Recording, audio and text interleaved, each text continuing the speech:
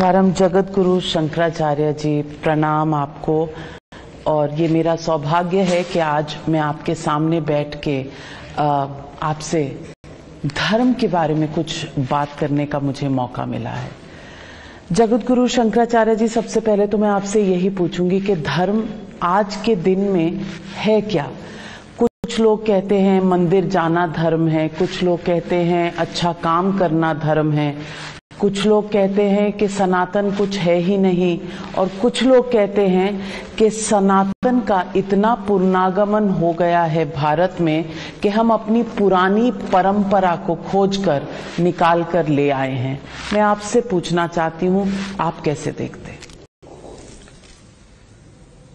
धर्म शब्द का ये अर्थ है कि जिसका आचरण करने से हमें श्रेय मिलता है। श्रेय का साधन ही धर्म है। श्रेय मतलब सुख। इस दुनिया में सभी लोग सुख प्राप्त करना चाहते हैं, चाहे वो एक महाराज हो, एक सेवक हो, एक पंडित हो, एक पामर हो, एक मंद बुद्धि हो या तो एक बुद्धिमान हो, एक अमीर हो, गरीब हो। सभी लोग, एक आस्तिक हो, एक नास्तिक भी हो, जो इस भारत देश का हो या तो विदेश में रहने वाला हो, कोई भी व्यक्ति इस दुनिया में सुख प्राप्त करना चाहता है। सभी लोगों की ये इच्छा तो समान है, मुझे सुख चाहिए, दुख नहीं चाहिए।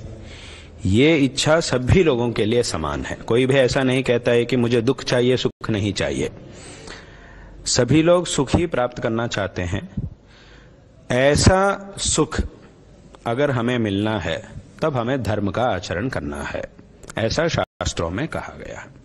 सुख का साधन को ही हम धर्म कहते हैं। जिसका आचरण करने से हमें सुख मिलता है वो धर्म है, और जिसका आचरण करने से हमें दुख होता है, दुख मिलता है, उसे अधर्म कहते हैं। अब प्रश्न यह है कि धर्म मतलब क्या करना है?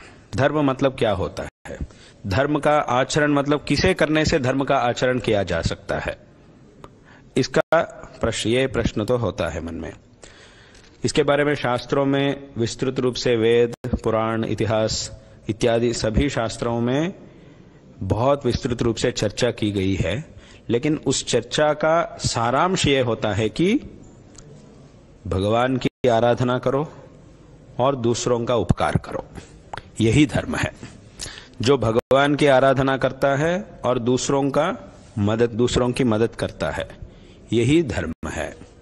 और भगवान की आराधना के बारे में जब बात आती है तब वो अनेक प्रकार की होती है, परंतु बात तो इतनी ही है कि भगवान की आराधना करना और दूसरों को उपकार करना, यही धर्म है। आसान भाषा में इतना ही है धर्म।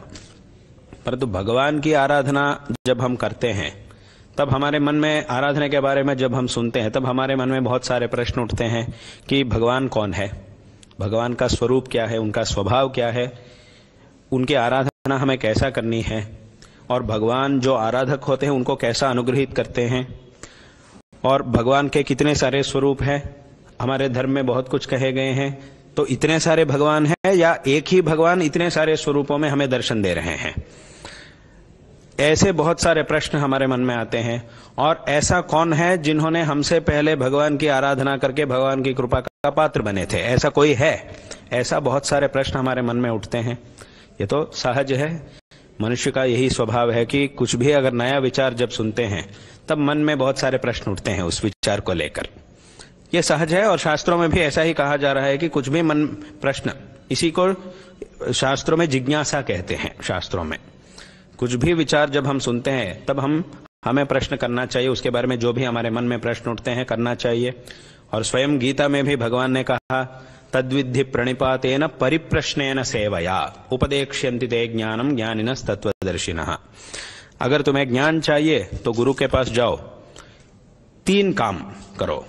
सबसे पहला ये काम है कि प्रणिपातेन, प्रणिपात यानी नमस्कार। नमस्कार करना जो है, ये हमारे अंदर जो विनय है, उनके प्रति जो श्रद्धा है, उसे प्रकट करने का एक माध्यम है नमस्कार करना। इसीलिए गुरु के पास जाओ, नमस्कार करो, अपना जो विनय है उसे प्रकट करो।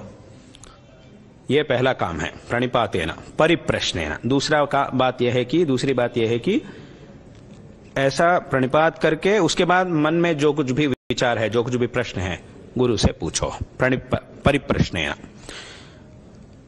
प्रश्न करो और उसका जवाब गुरु देते हैं। कब क्या जवाब देना है गुरु जानते हैं, क्योंकि कुछ प्रश्नों का जवाब तुरंत ही देते हैं, कुछ प्रश्नों का जवाब देने के लिए कुछ समय लगता है। समय मतलब गुरु के लिए नहीं, शिष्य के लिए। जवाब देने के लिए समय की आवश्यकता नहीं होता है गुरु का, लेकिन जवाब को समझने का जो सामर्थ्य शिष्य के पास होना चाहिए, उसे प्राप्त करने के लिए शिष्य के लिए कुछ समय की आवश्यकता होती है। यह सब गुरु जानते हैं। तो किस प्रश्न का क्या जवाब है और किस तरीके से जवाब देना चाहिए शिष्य को, और किस प्रकार, किस प्रश्न के बाद किस प्रश्न का जवाब देना है, ये सब गुरु जानते हैं। तब गुरु कहते हैं अगर तुरंत ही जवाब दे सकते हैं तो जवाब दे देते हैं, अगर उसके लिए शिष्य का कुछ योग्यता की आवश्यकता है तो कुछ समय होने के बाद जवाब देते हैं। तो ये ऐसा गुरु जवाब देते हैं। तब तक अगर कुछ प्रश्न ऐसा होगा कि जिसका जवाब तुरंत नहीं दिया जा सकता, अगर दिया जाएगा तो वो समझ नहीं सकता, तो उस समय में गुरु क्या करते हैं, कुछ समय तक प्रतीक्षा करने के लिए कहते हैं। और उस प्रतीक्षा के समय में क्या करना चाहिए, गुरु की सेवा, गुरु जो कहते हैं उसे करना चाहिए। इसीलिए भगवान ने कहा सेवया, प्रणिपातेन परिप्रश्नेन सेवया। तीसरा विचार यह है कि सेवा। इन तीनों के द्वारा जब तुम गुरु के पास जाओगे, गुरु के साथ रहोगे, तब वो क्या करेंगे, उपदेक्ष्यन्ति ते ज्ञानम, वो तुम्हें जिस ज्ञान की आवश्यकता है उसका उपदेश करेंगे। ज्ञानिनस् तत्वदर्शिनः, ऐसा शास्त्रों में कहा है। तो ये जो प्रश्न जो है, इसे करके ये प्रश्न हमारे मन में उठते हैं, जो भी हम नए विचार को सुनते हैं, ये प्रश्न हमारे मन में। तब ऐसा ही जब भगवान की आराधना और सत्संग यानी परोपकार करना, इस प्रकार के धर्म के बारे में जब हम सुनते हैं, तब हमारे मन में ऐसे सारे बहुत प्रश्न उठते हैं। भगवान कौन है, कैसा अनुग्रह करते हैं, हम जो भी पूजा उपासना जो भी करते हैं उसे भगवान कैसा स्वीकार करते हैं, ये सब। इन सभी प्रश्नों का जवाब देने के लिए इतने सारे विस्तृत ग्रंथ हमारे धर्म में है। इन प्रश्नों का जवाब देने के लिए ही पुराण, वेद, इतिहास, इन सभी ग्रंथों का आविर्भाव हुआ है। इन सभी ग्रंथों में विस्तृत रूप से बहुत सारे भक्तों की कथाएं, उपाख्यान दिखती है, और भगवान की उपासना का अनेक प्रकार, जैसा मंत्र शास्त्र है, तंत्र शास्त्र है, मंत्र भी है, और उपासना के लिए बहुत सारे ग्रंथ हैं। इन सभी ग्रंथों में भगवान के अनेक प्रकार की उपासनाओं के बारे में कहा गया है। तो इसीलिए इन ग्रंथों में जितने भी विचार है, ये इनमें से हर एक विचार भगवान की आराधना से ही जुड़ता है। तो इसलिए सबका सारांश यह है कि भगवान की आराधना, यह पहली बात है। और दूसरी बात यह है कि दूसरों को मदद करना। मदद कौन करते हैं, जो सज्जन है वही करते हैं। तो उसका अर्थ यह है कि सज्जन होकर जीना चाहिए। ये जो जीवित है, ये जो मनुष्य का जन्म हमें मिला है, इसमें सज्जन होकर, सज्जनों का जो लक्षण है, सज्जन जो रहते हैं उनका सबसे पहला लक्षण यह होता है कि दूसरों को उपकार करना, उन्हीं को हम सज्जन कहते हैं। तो ये सबसे पहला का जो लक्षण है, ये लक्षण, इस लक्षण को अपनाना चाहिए। सज्जनों की तरह हमें जीना चाहिए। यहां भी हमारे मन में प्रश्न उठते हैं कि सज्जन कौन होते हैं, उनका स्वभाव क्या होता है, वह कैसा जीते हैं, दूसरों को अगर वो सदैव मदद करते रहते हैं तो उनके लिए क्या मिलेगा। ऐसे बहुत सारे प्रश्न हमारे मन में उठते हैं। इनका जवाब देने के लिए ही रामायण और महाभारत में जो बहुत धार्मिक पुरुष थे, श्री रामचंद्र जी का जो चरित्र है, श्री रामचंद्र जी का जो पूर्ण चरित्र है, इसका तात्पर्य क्या है, श्री रामचंद्र जी जैसा रहना है, रावण जैसा नहीं रहना चाहिए, यही उसका सारांश है। और महाभारत का क्या सारांश है, धर्मराज युधिष्ठिर जैसा रहना चाहिए, दुर्योधन जैसा नहीं रहना चाहिए, यही उसका तात्पर्य है। तो ये जो चरित्र है, इनमें से हमें कैसा रहना है, कैसा नहीं रहना है, दोनों का भी हमें उदाहरण मिलते हैं रामायण और महाभारत में। तो इनके द्वारा सज्जन होकर कैसा जीना चाहिए, इस बात को हम अच्छी तरह समझ सकते हैं। आपने प्रभु राम की बात कही, तो इसीलिए ये एक है कि यही धर्म है। धर्म का ये आसान भाषा में यही निर्वचन है कि परोपकार करना और भगवान की आराधना करना। परंतु किस प्रकार में इसे करना है, इसका ज्ञान को तो हमें जो गुरु होते हैं, जो पारंपरिक सदगुरु होते हैं, जो पंडित होते हैं, उनके द्वारा हमें जानना चाहिए। तो ये आज के समय में भी इस धर्म की आवश्यकता बहुत है।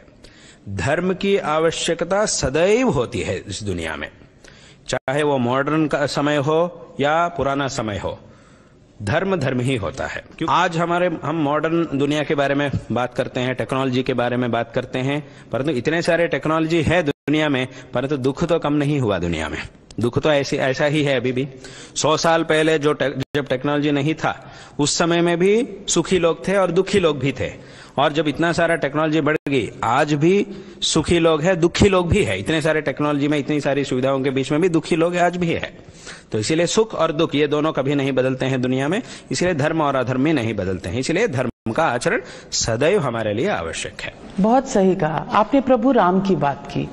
मैं पूछना चाहती हूँ कि अभी अयोध्या में 500 साल बाद राम मंदिर बना, ध्वजारोहण हुआ, संपन्न हुआ कार्य, और ये कहा जाता है कि एक बरसों से चली आ रही जिज्ञासा पूरी हुई और लोगों के मन में ये था भी कि राम जी वापस आए। प्राण प्रतिष्ठा के समय में लोगों ने ये भी सवाल उठाए कि जब तक पूरा मंदिर बन नहीं जाता प्राण प्रतिष्ठा होनी नहीं चाहिए थी। वो पिछले साल हुई, अब ध्वजारोहण इस साल में हो रहा है। आपको लगता है दोनों में कोई धर्म अधर्म की बात है? देखिए, अयोध्या में जब ये मंदिर नहीं बना था, अब का जो मंदिर है, इसका निर्माण जब नहीं हुआ था, 500 सालों से जब ये आंदोलन, उसके लिए प्रयत्न चल रहा था, तब उस समय में भगवान कहाँ थे? श्री रामचंद्र जी अयोध्या में कहाँ थे उस समय में?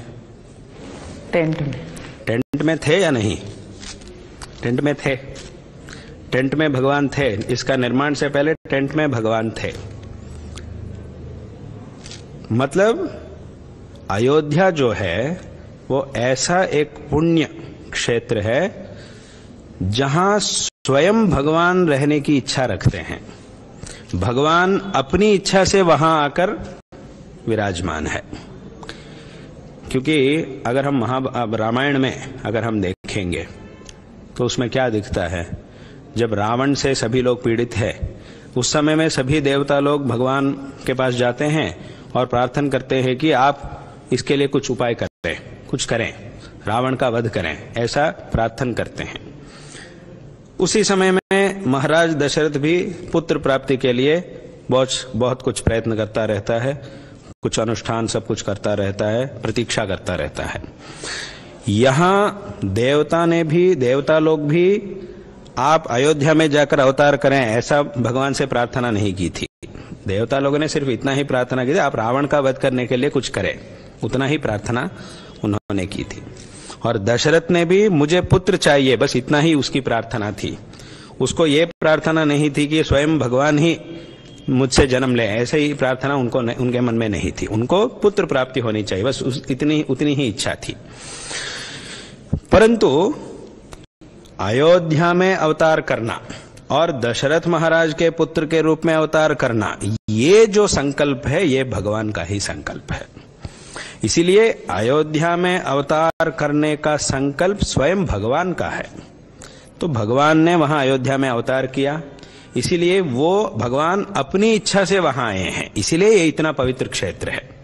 बाकी कई जगहों में हम मंदिर बनाते हैं, जहां भी हम एक नया मंदिर बनाते हैं तब हम भगवान के आवाहन करते हैं। मंदिर का जो प्रतिष्ठा विधान, जो प्राण प्रतिष्ठा विधान जो होता है, उसमें आवाहन इत्यादि सब कुछ होते हैं, वो सब हम करते हैं। हमारी प्रार्थना से बाकी जगह में भगवान आते हैं। लेकिन अयोध्या जो है ये भगवान की इच्छा से वहां आए हैं। जैसा अभी काशी है, काशी में स्वयं महादेव की इच्छा से भगवान महादेव वहां रहते हैं। वहां हमने से किसी ने भी महादेव जी को आमंत्रित नहीं किया, स्वयं भगवान वहां आए हैं। इसलिए हमारे देश में ऐसे कुछ स्थान हैं जहां भगवान ही इस दुनिया की रक्षा के लिए, भक्तों का अनुग्रह के लिए स्वयं भगवान वहां आए हैं। ऐसे क्षेत्रों में से अयोध्या एक है। तो इसीलिए यहां अभी आप जब प्रश्न कर रही थी उस समय में आपने एक बात कही कि भगवान वापस आए हैं, लेकिन हम कहना चाहते हैं कि भगवान वापस नहीं आए, भगवान वही है, भगवान और कहीं नहीं गए हैं, भगवान वही है। लेकिन पहला एक मंदिर में एक मूर्ति के रूप में थे, जब मंदिर का ध्वस्त हो गया, मंदिर ध्वस्त हो गया था, उस समय में भगवान अरूप अमूर्ति के रूप में थे, और जो रामलला मूर्ति जो टेंट में थे उसके स्वरूप में थे। अब फिर वापस जो मूर्ति है उसके स्वरूप में है। तो इसीलिए अयोध्या जो है ये भगवान का ही स्थल है, भगवान ही अपनी इच्छा से वहां रहना चाहते हैं। हमें ऐसा कहना है कि भगवान ही अपनी इच्छा से वहां रहते हैं। बाकी जब मंदिर होते हैं वहां ऐसा नहीं होता, हमारी आवाहना से भगवान वहां आते हैं। तो इसीलिए अयोध्या में भगवान सदैव रहते थे, हैं, अभी भी है। तो इसीलिए जब पहला जो टेंट था उसमें भी भगवान थे, और जो नया मंदिर बन रहा था उसमें भी भगवान है, उसी जगह में मंदिर बन रहा था, तो वहां भगवान सदैव रहते हैं। मतलब ऐसा शास्त्रों में कहा गया है कि जब मंदिर पूर्ण नहीं होता, उसमें पूर्ण मंदिर का जो पूर्ण निर्माण होता है उसके बाद उसमें प्राण प्रतिष्ठा होना चाहिए, ऐसा कहा गया है पुराणों में, वो तो है। परंतु हमें ऐसा लगता है कि अयोध्या की जो बात है वो तो अलग है, इस जगह में हमें ऐसा सोचना नहीं चाहिए, ऐसा हमें लगता है। क्योंकि जैसा अभी कहा प्राण प्रतिष्ठा जो हुई थी पिछले साल, उसमें कोई, हमें ऐसा लगता है कि उसमें कोई उसमें शास्त्र विरुद्ध कुछ रूप में कुछ नहीं है, ऐसा हमें लगता है। और अब जो ध्वजारोहण हुआ वो भी है, ध्वजारोहण भी हुआ है। तो इससे आपको लगता है कि भारत में कहीं ना कहीं सनातन पर आंच आई थी, अब आपको लगता है कि भारत में हम दोबारा सनातन की वही महानता के दौर में जा रहे हैं? अच्छा, सनातन धर्म का विशेष रूप से अभी उद्धार और उसका उत्थान विशेष रूप से अब हो रहा है, क्योंकि अभी ये सब जो हो रहा है, मंदिर का निर्माण जो 500 साल से कितनी प्रतीक्षा थी मंदिर के लिए, कितने लोगों ने अपने जान को इसके लिए समर्पित किया, कितना बड़ा आंदोलन हुए थे इसके लिए। परंतु ये सब अभी हम सब भाग्यशाली है कि हम देख रहे हैं, हमारे समय में हुआ है। बहुत लोगों ने इसके लिए बहुत साल तक प्रतीक्षा की थी, लेकिन उनको देखने का सौभाग्य नहीं मिला, लेकिन हम सबको मिला है। हम ऐसा मानते हैं कि उनका भी फिर से जन्म हुआ होगा, अभी जो कार्यक्रम है उसमें उन्होंने भी भाग लिया होगा, जिन्होंने पहला इसके लिए लड़ाई की थी, जिन्होंने जान दे दी, अवश्य ही उनका भी अभी जन्म हुआ होगा। अभी जो लोग इसके लिए काम किए हैं उनमें से वे भी होते हैं, क्योंकि शरीर, आत्मा तो एक ही होता है, शरीर तो बदलता रहता है, बहुत तो ऐसा है। इसीलिए अयोध्या का जो विचार है ये तो विशिष्ट स्थान है, वहां सदैव भगवान, जैसे कि शास्त्रों में कहा गया है, जो शालिग्राम शिला होती है उसमें सदैव भगवान विष्णु का सान्निध्य रहता है, उसमें अलग से आवाहन करने की आवश्यकता नहीं है, ऐसा शास्त्रों में कहा गया है। और जो बाणलिंग होता है, जो नर्मदा नदी के जो बाणलिंग होता है, बाणलिंग में महादेव का सान्निध्य सदैव होता है, उसमें भी आवाहन करने की आवश्यकता नहीं है, सदैव भगवान उसमें सन्निहित रहते हैं। बाकी जो मूर्तियां बनती है, शिला इत्यादि, उसमें तो आवाहन करना पड़ता है, वो तो है। लेकिन इसी प्रकार अयोध्या जो है वो भगवान का स्वस्थान है, भगवान ही वहां रहने के लिए आए हैं। इसीलिए यहां ये अयोध्या क्षेत्र जो है वो बाकी सभी जगहों से ये अलग है। इसके लिए बाकी जगह में हम जैसा देखते हैं, जैसा सोचते हैं, ऐसा यहां सोचना नहीं चाहिए, ऐसा हमें लगता है। तो इसीलिए वहां भगवान सदैव है। जब टेंट में भगवान थे, इससे पहले जब टेंट में भगवान थे, तब इस मंदिर में क्यों नहीं रहेंगे भगवान? भगवान है, अयोध्या में है। मतलब ये प्राण प्रतिष्ठा विधान जो हुआ था वो एक विधि विधान उसके लिए किया गया है, वो तो है। मतलब भगवान सदैव अयोध्या में रहते हैं, परंतु जब हमारे दुर्भाग्य से कुछ समय तक भगवान, लंबा समय तक भगवान टेंट में रहे थे, लेकिन अब हमारे सौभाग्य से भगवान मंदिर में है। लेकिन पुराना मंदिर जो था और उसके बाद जो टेंट है, अब नया मंदिर जो है, कुछ भी हो, भगवान सदैव वहां रहते ही है। इसीलिए भगवान का नित्य सान्निध्य का स्थल है। इसीलिए हमें ऐसा देखना चाहिए, अयोध्या के बारे में ऐसा देखना चाहिए। ऐसा इसे लेकर बाकी जगहों में जब हम मंदिर बनाते हैं वहां आधा बनाकर नहीं करना चाहिए, क्योंकि बाकी जगहों की बात अलग है, अयोध्या की बात अलग है। इसलिए हमें ऐसा देखना चाहिए इसको, ऐसा हमें लगता है। आज आपने कहा है तो बहुत लोगों के मन से ये बात समझ में आएगी। मैं ये भी पूछना चाहती हूँ आपसे कि आज के जीवन में हम देखते हैं कि बहुत से लोग कट्टरता की तरफ जा रहे हैं, और ये जो हार्डलाइन धर्म है, किसी भी धर्म में हो सकता है, लेकिन ये हार्डलाइन है, इसकी वजह से कभी हमारे देश पर आतंकवाद के अटैक्स होते हैं, हमारे देश में माओइज्म, नक्सल बहुत अटैक्स हुए हैं जिसके ऊपर सरकार लगी है। आपसे मैं पूछना चाहती हूँ कि धर्म का ज्ञान हो या वैसे भी हम कहते हैं कि एजुकेशन बढ़ रहा है, फिर भी ये चीजें क्यों हैं हमारी सोसाइटी में? ये ऐसा जो भी, जैसा आपने कहा आतंकवाद, ऐसा जो भी है, ये जो प्रवृत्ति है, इस प्रवृत्ति का कारण ये होता है कि मनुष्य के अंदर जो काम, क्रोध, ये सब होते हैं, इनकी वजह से ये सब होते हैं। जब हमारे अंदर ये काम, क्रोध, ये सब कम होते हैं, तब हर एक विचार को भी हम अच्छी तरह देख सकते हैं। देखकर उसके लिए जो कुछ भी करना है उसे हम अच्छी तरह कर सकते हैं। तो ये काम और क्रोध इत्यादि जो शास्त्रों में कहे गए हैं जो दोष, स्वयं भगवान ने भी गीता में कहा कि काम एष क्रोध एष रजोगुण समुद्भवः महाशनो महापापमा विद्येन मिह वैरिणम, ऐसा भगवान कहते हैं। ये जो काम, क्रोध, ये सब जो है, ये तेरे दुश्मन है, ऐसा समझो, क्योंकि ये तुम्हें नरक में जाने का एक मार्ग है। त्रिविधम नरकस्येदम द्वारम नाशनम आत्मनः, ऐसा भगवान ने कहा। आत्मविनाश का कारण होता है ये काम, क्रोध, और ये नरक में जाने का ये एक मार्ग है। किसी को भी अगर नरक में जाना है, ये तीन ही द्वार है, एक काम, क्रोध और लोभ। इन तीनों द्वारों से ही हमें नरक में जाना चाहिए। ऐसा तीनों द्वारों के द्वारा हम नरक में जाते हैं। इसलिए ये जो हमारे अंदर ऐसी प्रवृत्ति, जब ये जो ज्यादा होती है ऐसी प्रवृत्ति, तब ये सब होते रहते हैं। परंतु जब हम इसे कम करके क्या करना चाहिए, हमारे लिए किस बात की आवश्यकता है, क्यों, किसके लिए ये सब किया जा रहा है, उसके बारे में अगर हम अच्छी तरह सोचकर अगर हम आगे बढ़ते हैं, तब सब कुछ समस्या, हर एक समस्या का भी परिहार हमें मिलता है। ये जो पढ़ाई तो है, एजुकेशन तो है, लेकिन एजुकेशन के साथ साथ संस्कार भी होना चाहिए। अगर संस्कार नहीं होगा, सिर्फ एजुकेशन होगा, तब उससे अनर्थ होते हैं। ऐसी विद्या जो है वो अनर्थ के लिए उपयोग की जा सकती है।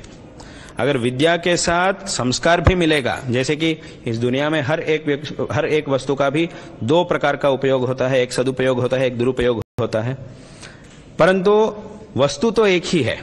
जो एक बंदूक है जो पुलिस के हाथ में है या तो हमारे आर्मी सैनिकों के हाथ में है, वही बंदूक आतंकवादी के हाथ में भी है, लेकिन उसका उपयोग करने वाला जो है उसकी बुद्धि की स्थिति जो है वो अलग अलग है। इसके पास संस्कार है और प्रशिक्षण भी है, उसके पास अच्छा संस्कार है तो वो लोगों की रक्षा, देश की रक्षा के लिए उपयोग करते हैं। उनके पास अच्छा संस्कार नहीं है तो वो लोग उसका दुरुपयोग करते हैं। तो इसके कारण पढ़ाई तो है, लेकिन उसके साथ साथ अगर संस्कार नहीं होगा तो उस पढ़ाई का दुरुपयोग हो जाएगा। उससे बहुत कुछ अनर्थ जो भी हम सुनते हैं, जो भी हम देख रहे हैं, ऐसे बहुत बहुत अनर्थ होते हैं। तो इसीलिए पढ़ाई और उसके साथ अच्छा संस्कार और ये जो हमारे अंदर जो काम, क्रोध इत्यादि है, इसको निग्रह करने का भी एक प्रयास होना चाहिए। उसके लिए विवेक की आवश्यकता है, ज्ञान की आवश्यकता है, बुद्धि में परिवर्तन होने की आवश्यकता है। बुद्धि में अच्छा परिवर्तन हो, अच्छे अच्छे विचार हमारे बुद्धि में अगर जाएंगे, तब हम इसी विचार को लेकर हम जो प्राप्त करना चाहते हैं तब तक हम जा सकते हैं। मतलब ये जो काम, क्रोध और मुझे सब कुछ अधिकार चाहिए, सभी लोग मैं जो कहता हूं उसे सुनना चाहिए, सब कुछ मेरे वश में होना चाहिए, ऐसा सोचने की जो प्रवृत्ति है उसके द्वारा ये सब होते रहते हैं। दुनिया में बहुत लोगों में ऐसी प्रवृत्ति होती है, मैं जो कहता हूं यही होना चाहिए। पर बहुत लोगों में है। हाँ, क्या ये ठीक है या नहीं है वो उसका विचार नहीं करते हैं। सब लोग बस इतना कहते हैं कि मैं जो कहता हूं वो होना चाहिए। नहीं, आप जो कह रहे हैं उससे भी अच्छा और कुछ कह रहे हैं ना, और कोई लोग उससे भी अच्छा कह रहे हैं, तो उसको आप क्यों नहीं लेते हैं? नहीं, उसकी जरूरत मुझे नहीं है, मैं जो कहता हूं इसी को स्वीकार करना चाहिए। ऐसी जो प्रवृत्ति है, इस प्रवृत्ति के कारण क्या होता है, जब हमारे मार्ग में जाने का ठीक उपाय अगर हमें नहीं मिलता तो ऐसे गलत रास्ते में जाना शुरू हो जाता है, तो उसके द्वारा ऐसा अनर्थ हो जाते हैं। तो कैसे भी करके लोगों को मेरा वश में लाना चाहिए, डरा कर, कुछ भी करके, मार के, डरा के, पीट के, कुछ भी करके मेरे वश में लोगों को लाना चाहिए। ऐसी जो प्रवृत्ति है इसके द्वारा ये सब होता है। इसीलिए जो अच्छे दुनिया में हर एक वस्तु को भी पाने की ताकत हमारे पास है, मनुष्य के पास है।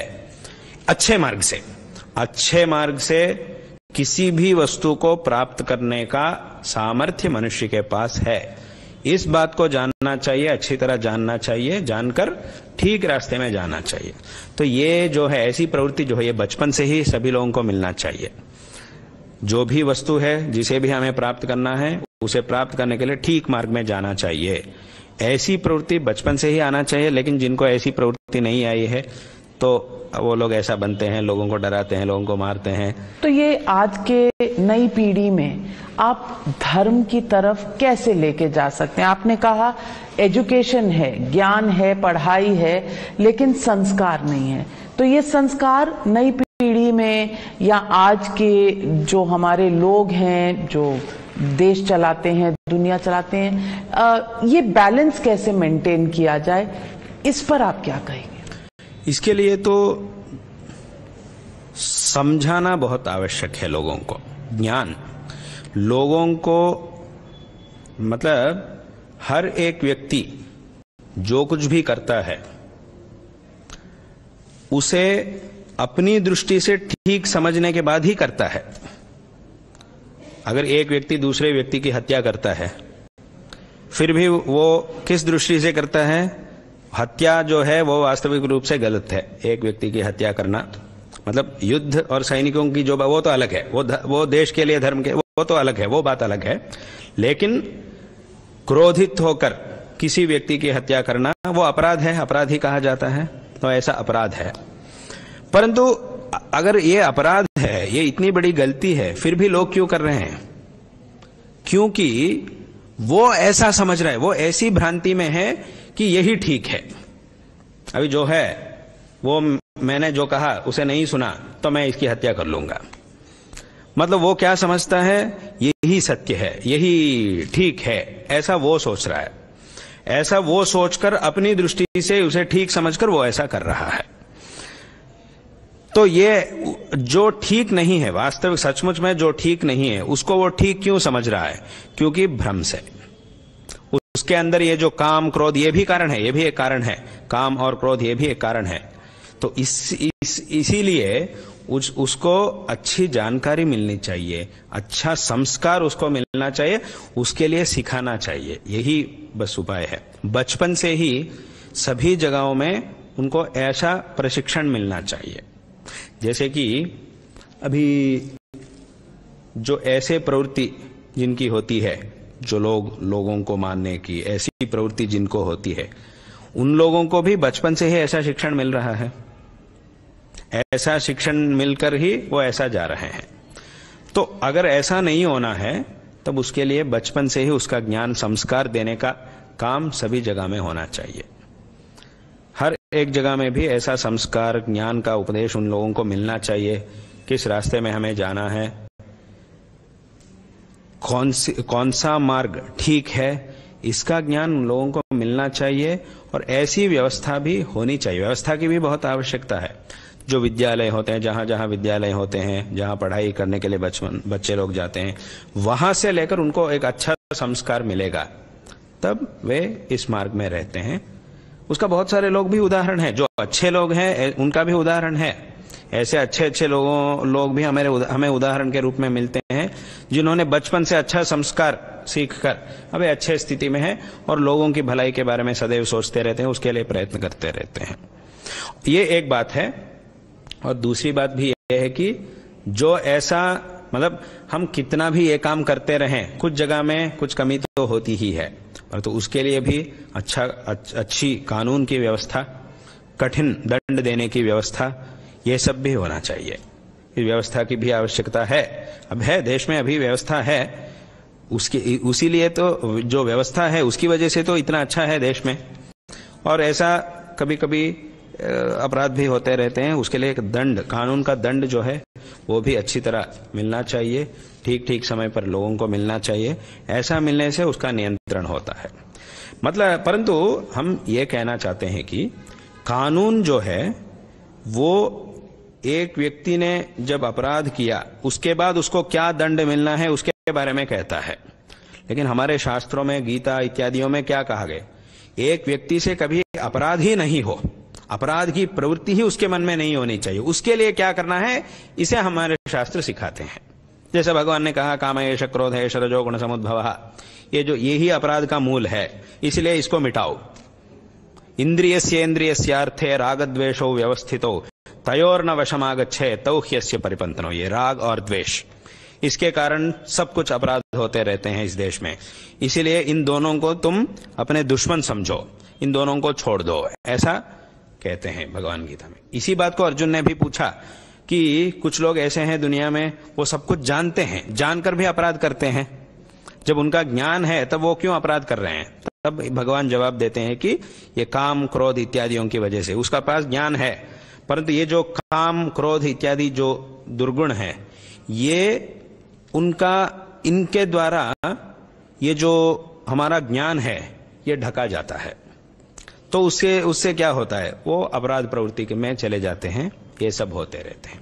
इसीलिए लोगों को दंड देने की व्यवस्था भी अच्छी तरह होनी चाहिए और उसके साथ साथ अच्छा संस्कार देने का भी काम होना चाहिए। ये सदैव होते रहना चाहिए।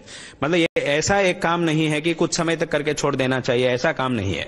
ये सदैव करते रहना, चलते रहना चाहिए, निरंतर हर जगह में ये संस्कार देने का काम सदैव होते रहना चाहिए।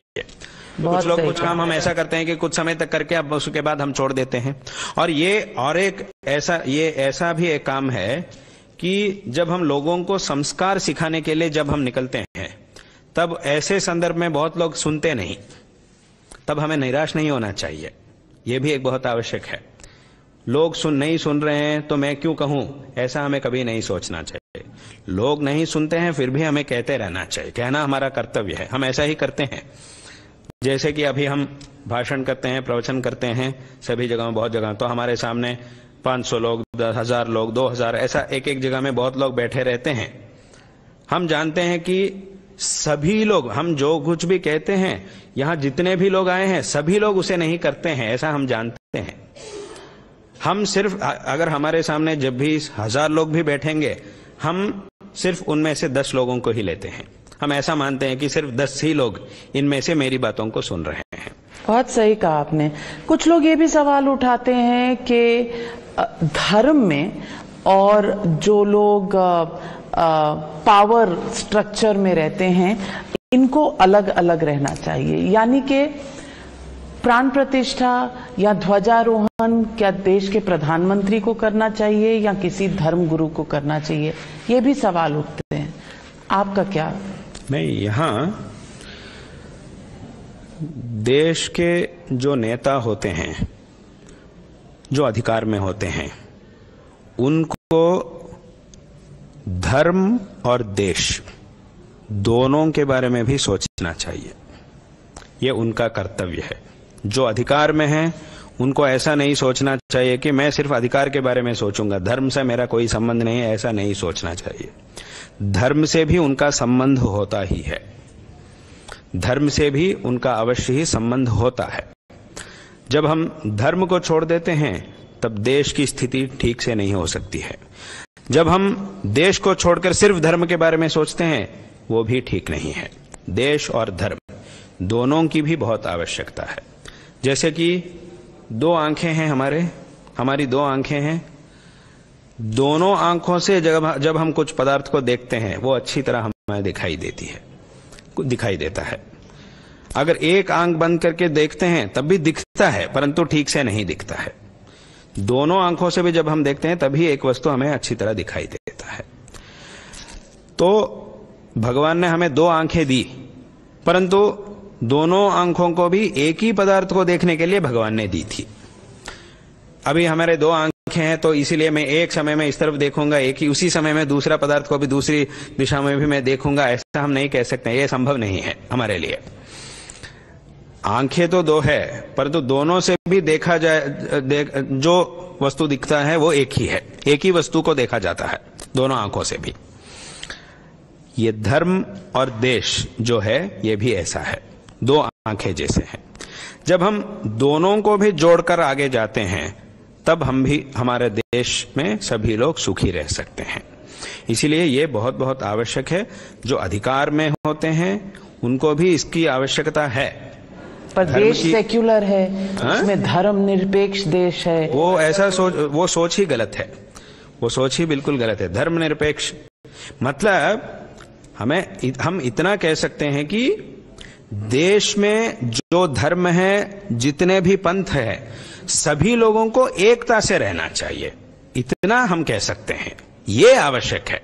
धर्म निरपेक्ष बनाना ये तो गलत है, ऐसा सोचना ये सोच है, यही गलत है। धर्म होना चाहिए, क्योंकि धर्म ही सभी, जैसा अभी हमने कहा, धर्म जो है इसी के द्वारा हम श्रेय प्राप्त कर सकते हैं। और धर्म जो है, जैसे कि अभी एक देश में कानून होना चाहिए, कानून के बिना देश नहीं चलता है, तो कानून की बहुत आवश्यकता है। ये जो धर्म जो है ये पूरा विश्व का कानून है। जैसा एक देश का एक कानून होता है, पूरे विश्व का धर्म एक कानून है।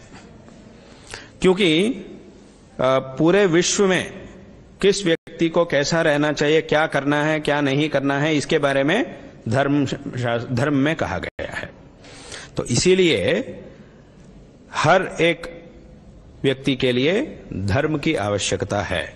धर्म के साथ अगर ये जीवन करेगा तब, चाहे वो जानता है या नहीं जानता है वो अलग बात है। जैसे कि ये जो धर्म है ये अभी दुनिया का आधार है। जैसे कि अभी एक खंबा है, उसके ऊपर एक बहुत बड़ा इमारत है, भवन है, उसका आधार है ये खंबा। इस भवन का ये खंबा आधार है। ये जो बात है ये किसी की कल्पना नहीं है, ये वास्तु स्थिति है, वास्तविक स्थिति है। ये वास्तविक रूप में ये खंबा एक भवन का आधार है। ये कोई ऐसा आकर कहेगा कि, अगर कोई ऐसा आकर कहेगा मैं नहीं मानूंगा इस बात को, ये खंबा इस इमारत का आधार है, ऐसा मैं नहीं मानता हूं। अरे भाई तुम मानो या नहीं मानो, वास्तविक विचार तो है यही है। अगर इसको हम हटा देंगे तो पूरा इमारत ही गिर जाएगी, नीचे गिर जाएगा। बहुत सही कहा आपने। मैं आपसे ये भी पूछना चाहती हूँ कि आप जगत गुरु शंकराचार्य एक ऐसी परंपरा से आते हैं जहाँ गुरु शिष्य परंपरा लगातार चली आ रही है, इतने सेंचुरी से चले आ रही है। ये कैसे संभव हुआ, ये कैसे है? और ये आपका जो शारदा पीठ श्रृंगेरी में है, ये परंपरा को आपने जीवित कैसे रखा? इसमें तो सबसे पहली बात यह है कि इस पीठ के जो अधिष्ठात्री देवता है शारदांबा, जो सभी विद्याओं की अधिदेवता है, देवी की कृपा है। देवी की कृपा से ही ये सब हो रहे हैं, यह पहली बात है। और दूसरी बात यह है कि ये स्वयं शंकराचार्य जी से, आदि गुरु शंकराचार्य जी से इसकी स्थापना हुई है। तो ये उनका संकल्प है कि ये पीठ, इस पीठ में निरंतर गुरु परंपरा होनी चाहिए और इस परंपरा के सभी आचार्यों का ये सारे कर्तव्य होते हैं, उनको इस प्रकार, इन नियमों के द्वारा इस प्रकार धर्म का प्रचार करना चाहिए। ये उनका आदेश भी है और उनका संकल्प भी है। ये दूसरी बात है। और तीसरी बात यह है कि आदि गुरु शंकराचार्य जी के बाद इस परंपरा में जो गुरु आए हैं, जो आचार्य इस परंपरा में आए हैं, उन सब की भी साधना, उन सब की भी जो तपस्शक्ति है, ये उसका कारण है। सभी आचार्यों ने, श्रृंगेरी पीठ में सभी आचार्यों ने शंकराचार्य जी ने जो कुछ भी करने के लिए कहा, आदिगुरु शंकराचार्य जी ने जो कुछ भी करने का आदेश दिया, उसको आरंभ से अब तक ऐसा ही आचरण करते आ रहे हैं। उनके लिए जो कुछ भी कर्तव्य कहे गए हैं, काल के परिवर्तन में कुछ ऐसे बात भी परिवर्तित हो सकते हैं, परंतु जो संप्रदाय है, जो आचार है, जो पूजा पद्धति है, जो अध्ययन है, जो अध्यापन जो है, जो ज्ञान परंपरा जो है, उसमें वो कभी नहीं बदलती है। वो उसी प्रकार तब से लेकर आज तक ऐसी ही आ रही है। जैसे कि अभी काल के खंड में कुछ परिवर्तन हो सकते हैं, जैसे अभी ये है, ये साधन है, ये पहला नहीं था, अब हम इसमें बात कर रहे हैं तो सभी लोग देख रहे हैं, पहला तो ऐसा नहीं था, ये पहला नहीं था, अब ये आज है। ऐसे कुछ परिवर्तन है, परंतु जो संप्रदाय जो होता है, जो प्रधान कर्तव्य होता है इस पीठ के आचार्यों का, वो तो नहीं बदला है। तब से लेकर ऐसा ही इसका अनुवर्तन हो रहा है। सभी लोगों की जो शक्ति है उसके द्वारा यह सब हो रहा है, ये इसका प्रधान कारण है। यहां परंपराएं भी है, कुछ आचरण भी है, परंपराएं हैं श्रृंगेरी पीठ में। मतलब अभी 4 आमनाय पीठों के लिए भी समान रूप से कुछ नियम है, और उसके बाद कुछ काल होने के बाद एक एक आमनाय पीठ का भी अलग अलग कुछ संप्रदाय है। वो बाद में जो समय था, एक एक समय के संदर्भ में और भी कुछ परंपराएं आई है, उसका भी अनुसरण कई शताब्दियों से किया जा रहा है। तो ये जो आचरण जो है और तपशक्ति जो है, देवी की कृपा जो है, आदि गुरु शंकराचार्य जी का जो संकल्प है, जो आज्ञा है, उसके अनुसार यह सब चल रहा है। और एक एक समय में भी इस पीठ के जो शिष्य थे, जो आस्तिक सज्जन हैं, उन्होंने लगातार इस पीठ की सेवा, बड़ी श्रद्धा और भक्ति से इस पीठ की सेवा करते आए हैं। तो ऐसे जो भक्त लोग हैं, उनकी सेवा, ये भी एक कारण है। उनकी सेवा सदैव सभी भक्त लोग, ये हमारा पीठ है, हमारे गुरु आमनाय पीठ है, हमारे गुरु पीठ है ये, इसीलिए यहाँ के जो आचार्य हमें जो आदेश देते हैं वो हमारे लिए वेदों का समान है। उनका जो भी, उनके मुख से जो भी वाणी निकलती है वो हमारे लिए एक शासन है, तो हमें ऐसा ही करना चाहिए। इस प्रकार की जो श्रद्धा शिष्यों में है, ये भी एक कारण है। इसलिए देवी की शारदांबा, सबसे बढ़कर शारदांबा की कृपा और शंकराचार्य जी का संकल्प और आदेश, और इस पीठ में जो आचार्य आए हैं अब तक, उनकी तपशक्ति और उनका ज्ञान और इस परंपरा को निभाने में उनका जो सामर्थ्य था, ये और सभी शिष्यों की सेवा, इन सभी विचारों से यह पीठ आज भी ऐसी परंपरा यहाँ चलती आ रही है। तो सभी आमनाय पीठों के लिए समान आचार भी, संप्रदाय भी कुछ होते हैं, और उनमें से श्रृंगेरी पीठ के लिए कुछ अलग संप्रदाय हैं। उनका आचरण सिर्फ यही दिखाई देता है। ऐसा भी कुछ आचरण है, जैसे कि नवरात्रि के संदर्भ में कुछ विशेष परंपराएं हैं, वो सब श्रृंगेरी पीठ में ही है। और यहाँ और एक विचार, बहुत लोगों के मन में आज ऐसा एक प्रश्न भी उठता है कि अभी इस पीठ में हमारे परम पूज्य गुरुदेव है, जो इस पीठ के 36वें आचार्य के रूप में विराजमान है। उनको दक्षिणामनाय श्रृंगेरी शारदा पीठाधीश्वर जगत गुरु शंकराचार्य श्री श्री भारती तीर्थ जी महाराज ऐसा कहा जाता है। और हम उनके पास गया, हमारे बचपन में हमने उनके पास गया, जब हम ब्रह्मचारी थे तब हमने उनसे प्रार्थना की थी कि हमें उनसे शास्त्रों का अध्ययन करना है, ऐसा हमने प्रार्थना की थी। तब उन्होंने बड़ी कृपा से, हम पर बड़ी कृपा से उन्होंने शास्त्रों का अध्ययन स्वयं, अध्यापन स्वयं उन्होंने किया। उन्होंने हमें सिखाया, वेदांत, न्याय, तर्क, वेदांत इत्यादि शास्त्रों का अध्ययन उन्होंने स्वयं कराया। तो उसके बाद उन्होंने निर्णय किया कि हमें उत्तराधिकारी के रूप में नियुक्त करेंगे, ऐसा उन्होंने निर्णय किया, हमारे गुरुदेव ने निर्णय किया, तो उनकी आज्ञा थी। तो उसके बाद हमारी संन्यास दीक्षा हुई, हम उनके उत्तराधिकारी के रूप में रहने का सौभाग्य हमें मिला। यहां उसके बाद जब हमारा संन्यास हुआ, संन्यास दीक्षा हुई, उसके बाद हमारा जो नाम है, इसमें भी जगत गुरु शंकराचार्य शब्द को मिलाते हैं, शब्द का प्रयोग करते हैं। तो बहुत लोगों का ऐसा प्रश्न आता है कि जगत गुरु शंकराचार्य शब्द जो है वो उनके लिए ही प्रयोग किया जाएगा, जो उत्तराधिकारी हैं उनके विषय में जगत गुरु शंकराचार्य का शब्द का प्रयोग नहीं करना चाहिए, कैसा कर रहे हैं, ऐसा बहुत लोगों के मन में प्रश्न आता है। लेकिन बाकी पीठों की बात अलग है, लेकिन श्रृंगेरी पीठ में आरंभ से भी यही परंपरा आ रही है। जो उत्तराधिकारी के रूप में नियुक्त होते हैं उनका ही बाद में पट्टाभिषेक होकर वही पीठाधीश बनते हैं। जो पीठाधीश बनने वाले हैं उनको ही उत्तराधिकारी के रूप में नियुक्त होता है, उनके लिए ही संन्यास दीक्षा दी जाती है। यहाँ के परंपरा में उत्तराधिकारी के रूप में जो आने वाले हैं उनके अतिरिक्त किसी को भी संन्यास नहीं दिया जाता है। स्वयं आचार्य, जो पीठ में आचार्य हैं उनसे, वो किसी को भी संन्यास नहीं देते, स्वयं सिर्फ अपने जो उत्तराधिकारी होते हैं उनको ही संन्यास दीक्षा देते हैं और उनको ही अपना स्थान में उनके बाद वही उस स्थान में पट्टाभिषिक्त होते हैं। तो ये परंपरा चलती आ रही। इसीलिए पहले से भी गुरु के नाम से भी जगतगुरु शंकराचार्य शब्द का प्रयोग किया जाता है और शिष्य, जो उत्तराधिकारी शिष्य होते हैं, उनके नाम के साथ भी जगतगुरु शंकराचार्य शब्द का प्रयोग किया जाता है। ऐसा और बाकी जगह में नहीं है, शायद बाकी पीठों में नहीं हो सकता है, इसलिए तो प्रश्न उठ रहा है। परंतु ये श्रृंगेरी का एक अलग संप्रदाय है। जो 4 पीठों के समान विचार भी यहां है और इस पीठ के लिए कुछ ऐसी परंपराएं है, ऐसा संप्रदाय है, उनमें से ये एक है। ऐसे बहुत सारे विचार यहां है।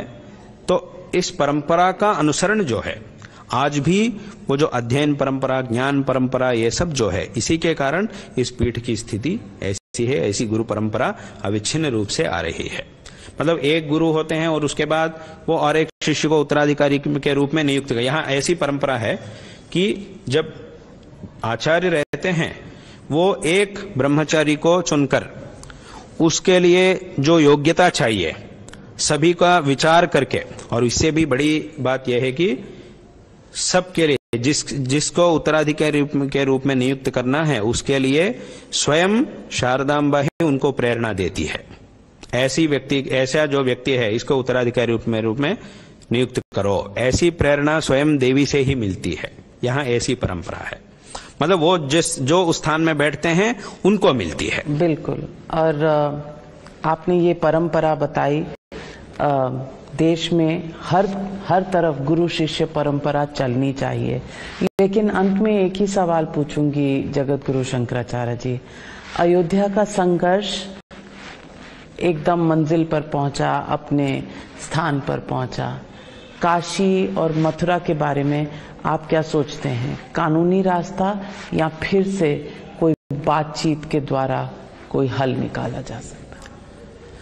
वो बातचीत भी होनी चाहिए और बातचीत से नहीं होगा, मतलब बातचीत तो होना ही चाहिए। अगर उस रास्ते से नहीं होगा तो कानून की व्यवस्था में जाना ही पड़ेगा, कानून के मार्ग से जाना ही पड़ेगा, क्योंकि उसमें संदेह नहीं है कि, मतलब इस बात में किसी को भी संदेह नहीं है, वो मंदिर है, वहां मंदिर दिखाई दे रहा है, इतिहास को सभी लोग जानते हैं। अगर हम वहां जाएंगे, वहां जो मंदिर दिख रहा है उसमें स्पष्ट, हमारे हिंदू धर्म के जो मंदिर होते हैं उसका जो निर्माण, जो आकार होता है, वो हमें वहां स्पष्ट दिख रहा है। अगर हम वहां जाके दूर से भी अगर हम देखेंगे वो स्पष्ट दिखाई दे रहा है।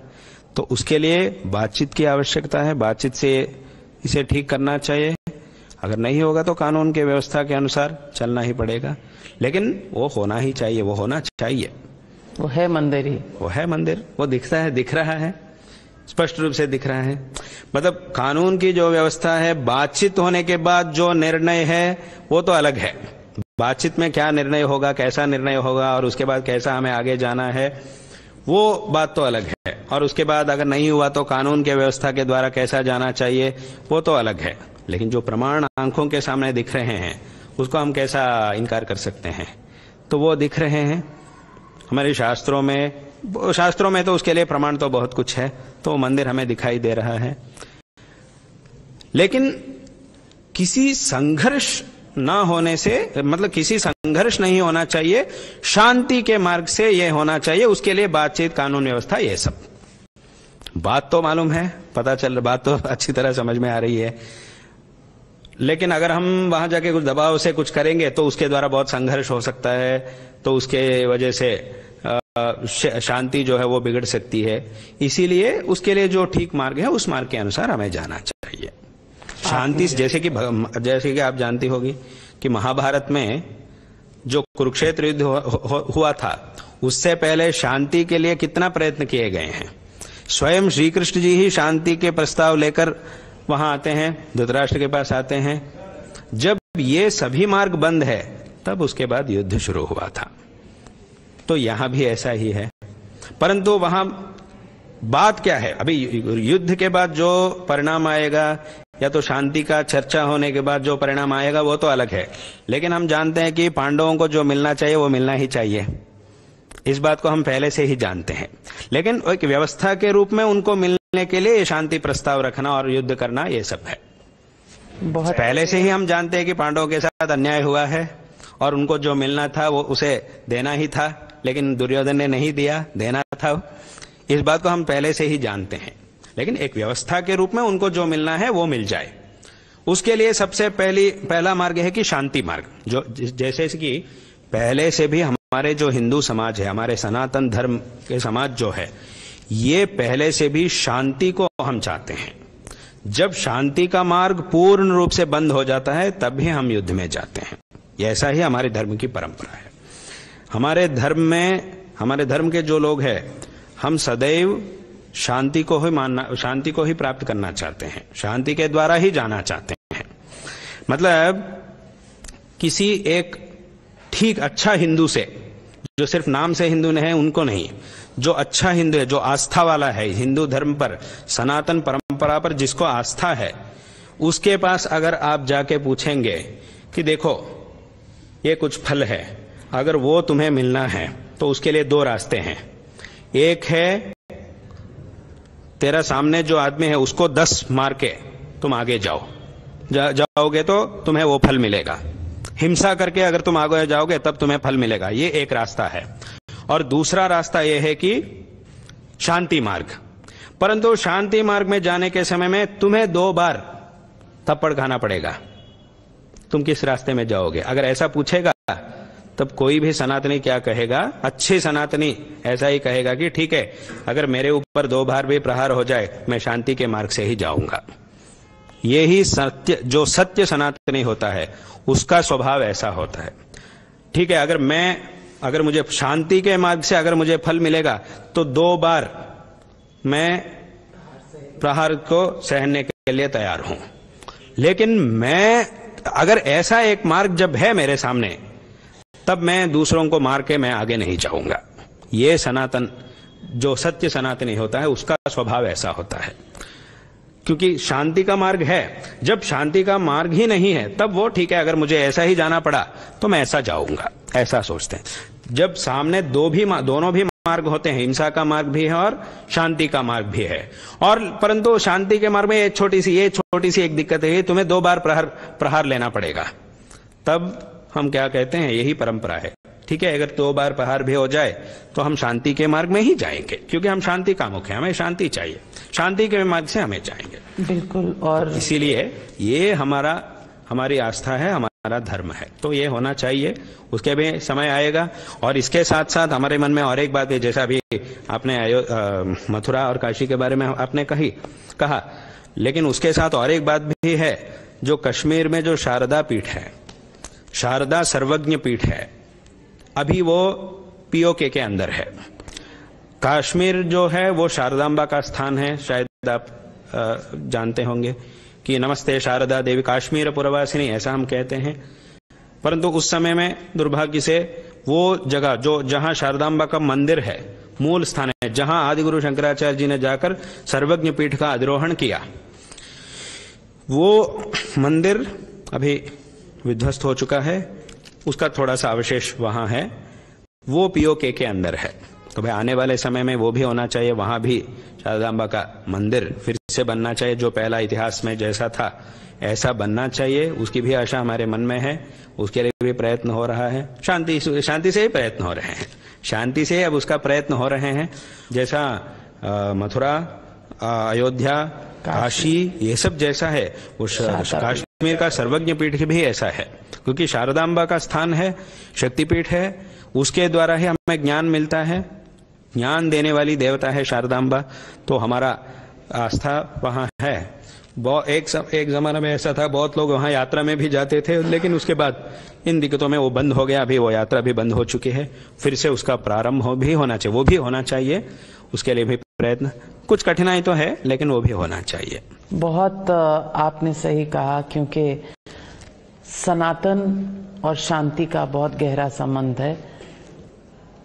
हमें धर्म को तो फॉलो करना है, लेकिन शांतिपूर्वक फॉलो करना है। ये आपने बहुत सही बात बताई। जगत गुरु शंकराचार्य जी हमसे बात करने के लिए और अपने विचार व्यक्त करने के लिए आपका बहुत बहुत धन्यवाद और आभार।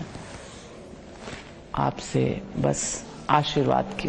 हम आशीर्वाद करते हैं, आपको आशीर्वाद करते हैं, और आपको और आपके साथ जो इस काम में आपके साथ जुड़े हुए हैं सभी लोगों को हम आशीर्वाद करते हैं कि आप एक ऐसा स्थान में हैं कि जो सच्चाई है उसे लोगों तक पहुंचाती है। आप ऐसे स्थान में आप काम करें, ये देश के लिए बहुत आवश्यक है।